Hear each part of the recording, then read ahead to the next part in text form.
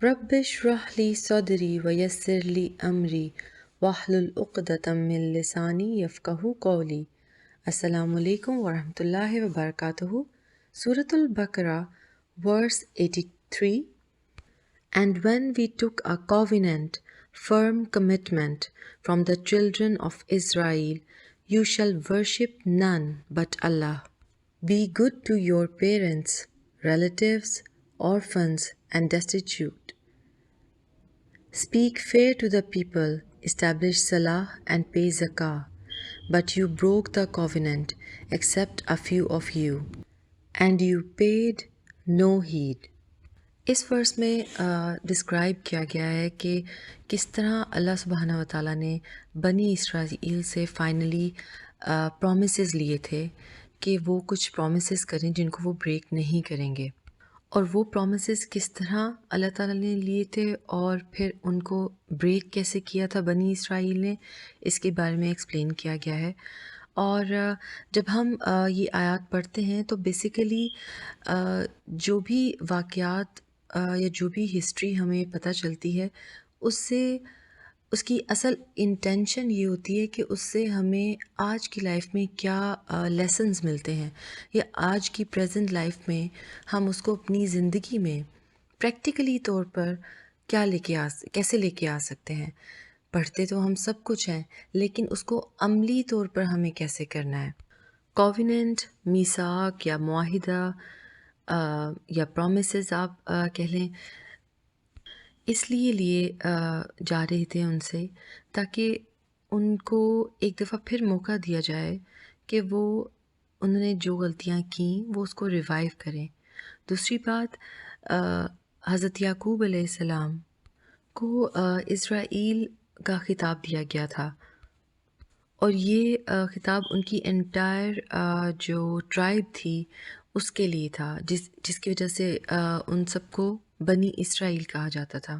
تو first promise جو ان سے وہ لیا گیا تھا وہ یہ تھا کہ وہ اس بات کو مانیں کہ اللہ تعالیٰ کی ہی عبادت کرنی ہے اور وہی عبادت کے لائق ہے، and they should pray only to اللہ سبحانہ و تعالیٰ، کیونکہ وہ گاہے بگاہے بھٹک جاتے تھے اور کہہ کر، جیسے کہ ہم نے پچھلی آیات میں دیکھا ہے کہ وہ پرومس کرتے تھے اور ظاہر کرتے تھے کہ ہم مان رہے ہیں، لیکن وہ اصل میں مانتے نہیں تھے۔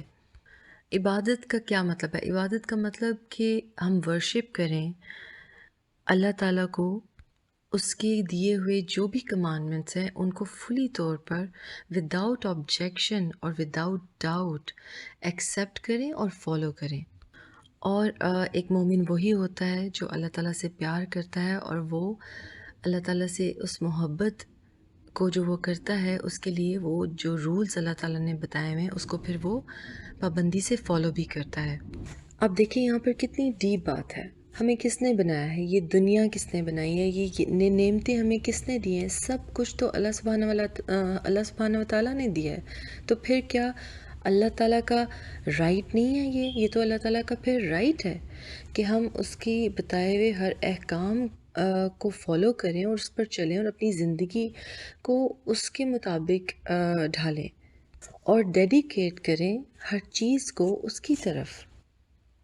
سیکنڈ جو انہوں نے بتائی تھی بات بنی اسرائیل کو، وہ تھی کہ پیرنٹس کی تابعداری کرنا، کہ پیرنٹس کی کتنی امپورٹنس ہے اس کے بارے میں ایکسپلین کیا گیا ہے، اور والدین کے ساتھ احسان کرنا، بالوالدین احساناً، کہ والدین کے ساتھ احسان کرنے کا مطلب کیا ہے؟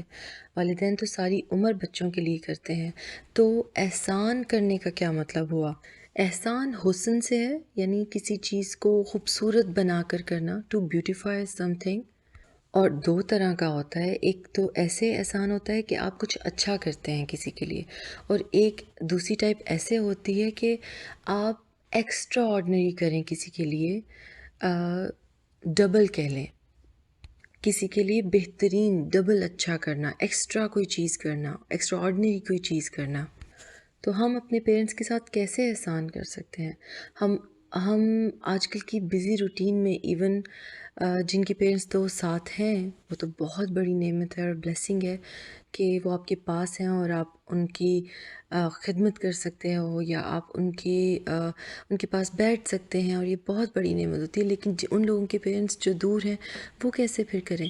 لیکن کر سکتے ہیں اس سچویشن میں بھی، آپ ان سے بات کریں، آپ ان سے اچھی طرح بات کریں، آپ غصے میں نہ آ کر بات کریں جیسے یوزلی ہم کر جاتے ہیں، کہ ہم کسی پریشانی میں ہوتے ہیں تو ہم اپنے پیرنٹس سے تھوڑا غصے میں بات کریں، تو یہ چیزیں نہیں کرنی چاہیے۔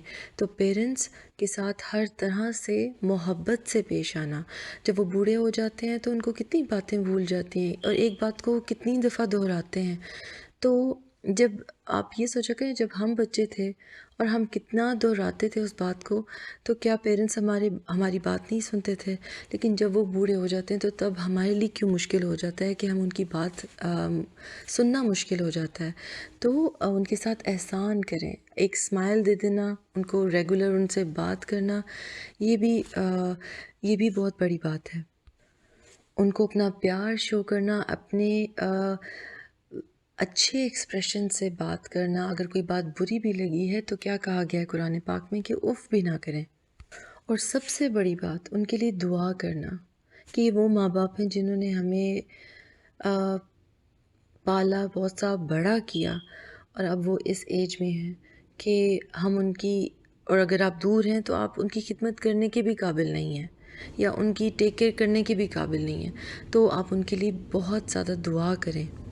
قرآن پاک پڑھنا ہمیں کیا سکھاتا ہے؟ سب سے بڑی بات ہمیں قرآن پاک ہمبل ہونا سکھاتا ہے۔ اور جسٹ سپوز اگر آپ کے ساتھ کوئی برا کرتا ہے تو اگر اس نیگیٹیوٹی کو آپ اس کا آنسر پازیٹیو اسمائل کے ساتھ دے دیں گے تو وہ بھی ایک احسان بن جائے گا۔ چاہے اس انسان نے آپ کے ساتھ بہت برا کیا ہو، چاہے اس نے آپ کو بہت اسکال کیا ہو، چاہے بہت ڈی گریڈ کیا ہو، چاہے اس انسان نے آپ کو دوسروں کے سامنے شرمندہ کرنے کی بھی بہت کوشش کی ہو۔ دیکھیں، عزت اور یہ سب اللہ تعالیٰ کے ہاتھ میں ہوتا ہے۔ اگر آپ کے ساتھ کوئی برا کر رہا ہے یا آپ کی بری پکچر پیش کر رہا ہے تو نیور گیٹ ڈپریس۔ ہاں، ایک انسان ہونے کے ناطے پہ ہم ڈپریس ضرور ہوتے ہیں، ہم پریشان ضرور ہوتے ہیں کہ وائی، کیوں کیا اس نے ایسے، لیکن نہیں ہونا چاہیے۔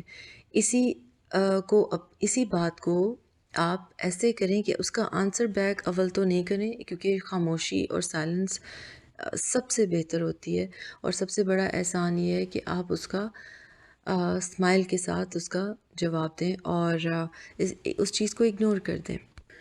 لوگوں کے ساتھ احسان، اور سب سے زیادہ اپنے والدین کے ساتھ احسان کرنا بہت زیادہ ضروری ہے، کیونکہ والدین سے زیادہ قیمتی چیز اور قیمتی نعمت اللہ تعالیٰ نے ہمیں کوئی نہیں دی۔ اللہ تعالیٰ ہم سب کے تمام ماں باپ کو، پیرنٹس کو، سب کو جو جہاں جائیں اپنے حفظ و امان میں رکھے، اور اپنی پروٹیکشن میں رکھے، اور ہر قسم کے شر سے بچا کے رکھے۔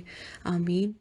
سبحانک اللہم و بحمدک، اشہد لا الہ الا انت، استغفرک و اتوب الیک۔ السلام علیکم ورحمۃ اللہ وبرکاتہ۔